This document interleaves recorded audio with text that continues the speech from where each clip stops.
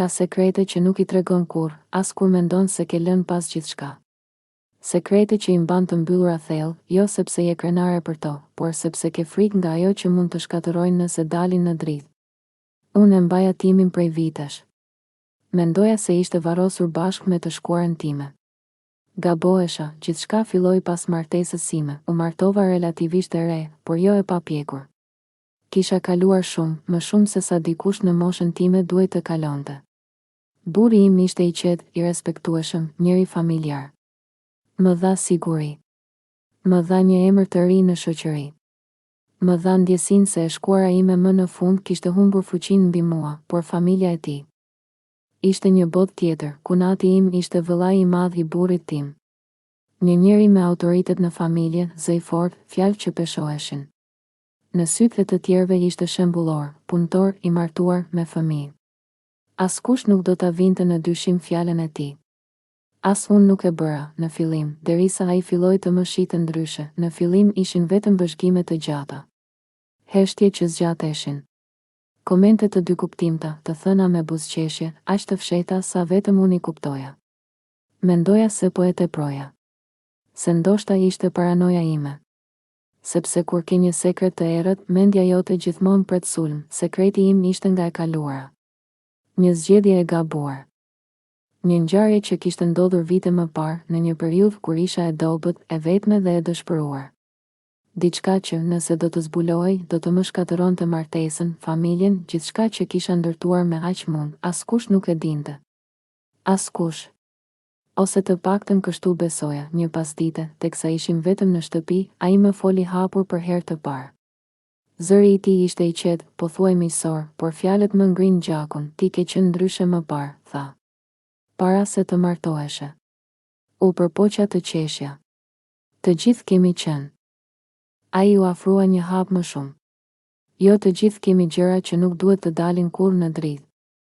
Në atë moment e kuptova. Sekreti im nuk ishte më vetëm i imi, nuk më tha menjëherë se çfarë dinte. Vetëm më la të kuptoja se dinte mjaftueshëm. Më përmendi një vend. Një kohë. Një emër nga e shkuara ime, që nuk e kisha dëgjuar prej vitesh. Më mjaftoi, më iku fryma. Unë ndjeva sërish ajo vajza e humbur që kisha qenë dikur. Ajo që kishte bërë kompromis me veten për të mbijetuar, ai më pa frikën në sy. Dhe aty, pikërisht aty, e kuptova se sa shumë e shionte, ditët që pasuan ishin torturë. Nuk më kërcënoi drejt për drejt. Nuk kishte nevojë. Thjesht më kujtonte herë pas here se sa e brisht ishte jeta që kisha ndërtuar. Një fjalë e tij do të mjaftonte për ta shembur, pastaj erdhi kërkesa, nuk e tha menjëherë, por e ndjeva. Fillimisht ishin mesazhe natën vonë. Duhet të flasim. Mos u shqetëso, është për të mirën tënde. Pastaj takime të rastësishme që nuk ishin as pak rastësore. Momente ku ai afrohej më shumë se ç'duaj, një mbrëmje, kur shtëpia ishte bosh, ai e tha hapur, nuk dua t'i bëj keq vëllait tim, tha. As ty, por edhe unë dua diçka në këmbim. E dija çfarë nënkuptonte, edhe pse nuk e formuloj me fjalë të rënda. Trupi im u tensionua. Mendja ime bërtiste të ikja. Të flisja, të tregoja gjithçka. Por frika ishte më e fortë, ai po më vendoste përballë një zgjedhjeje të pamundur, të ruaja sekretin tim duke shkelur veten, ose të thosha të vërtetën dhe të humbisja gjithçka, nuk fjeta atë natë. As netët që pasuan, fillova të jetoj me dy fytyra. Para burrit tim isha gruaja e qetë, e dashur. Para kunatit tim isha një njeri i thyer, gjithmonë në mbrojtje, gjithmonë me frikë. Çdo herë që e shija, më dukej sikur po më zhveshte me sy, jo nga dëshira, por nga pushteti. Kërkesat e tij nuk ishin të menjëhershme. Ai e shionte pritjen. E shionte faktin që unë po shkatërohesha ngadalë. Më kërkonte të isha e disponueshme. Të mos e kundërshtoja.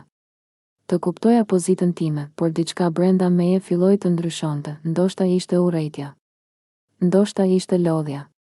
Ose ndoshta ishte fakti që po e humbisja veten çdo ditë nga pak. Fillova të kuptoj se, çfarëdo që të bëja, ai nuk do të ndalej. Edhe nëse i nënshtrohesha, do të kërkonte më shumë. Sepse njerëz të tillë nuk duan trupin tënd. Duan kontrollin tënd, sekreti im kishte nisur nga një gabim. Por ajo që ai po më bënte ishte një krim tjetër, fillova të mendoj për rrugdalje. Të flisja me dikë. Të largohem. Të përballem. Frika ishte ende aty, por tani kishte marrë një formë tjetër, frikë nga vetja ime, nga ajo që po bëhesha duke heshtur. Një ditë, teksa po pastroja shtëpinë, burri im më pa ndryshe. Më pyeti nëse isha mirë. U desh shumë forcë që të mos qaja aty, para tij. E kuptova se po i bëja keq edhe atij, duke mbrojtur një sekret që nuk më përkiste më vetëm mua. Për herë të parë mendova, ndoshta e vërteta nuk është armiku im, kunati im e ndjeu ndryshimin. U bë më i ashpër. Më kujtoj se çfarë do të ndodhte nëse humbja mendjen. Por tashmë e shija qartë, ai kishte më shumë për të humbur se sa unë. Sepse nëse flisja, nuk do të dilte vetëm sekreti im. Do të dilte edhe fytyra e tij e vërtet, nuk ishte një vendim i lehtë. U deshën javë. Net pa gjumë. Lot në heshtje. Por një mëngjes u zgjova dhe e dija, nuk mund të jetoja më kështu. E vërteta doli, jo si shpërthim, por si rrëfim i dhimbshëm. Fjalë që më dridheshin në buzë. Lot që nuk ndaleshin. Ishte momenti më i vështirë i jetës sime. Por edhe më i çliruari, pasojat ishin të rënda. Asgjë nuk mbeti e njëjtë. Por unë mbeta. Me plagë, po. Me dhimbje, po. Por pas zinxhir, sot, kur e kujtoj atë periudhë, e di një gjë, sekretet e frikshme na bëjnë të heshtim. Por heshtja përballë shantazhit na shkatëron. Dhe askush, kur, nuk ka të drejtë të kërkojë trupin tënd si çmim për heshtjen.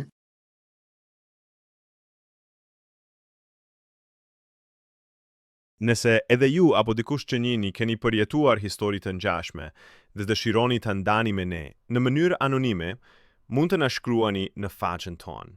Ne jemi këtu për t'i dhënë zë atyre që janë heshtur për vite me radhë. Historitë tuaja kanë rëndësi, dhe kur tregohen, ato mund të bëhen shpresë për dikë tjetër që është ende në errësirë. Mos harroni të bëni like në këtë video nëse ju prek, të lini një koment me mendimin tuaj dhe të abonoheni në kanalin ton për më shumë histori reale, të forta dhe të papërpunuara nga jeta në Shqipëri. Ne postojmë çdo ditë në orën 6:00 ditës dhe çdo video është një dritare drejt një historie që meriton të dëgjohet. Faleminderit që qëndruat me ne deri në fund. Ju presim në videon e radhës.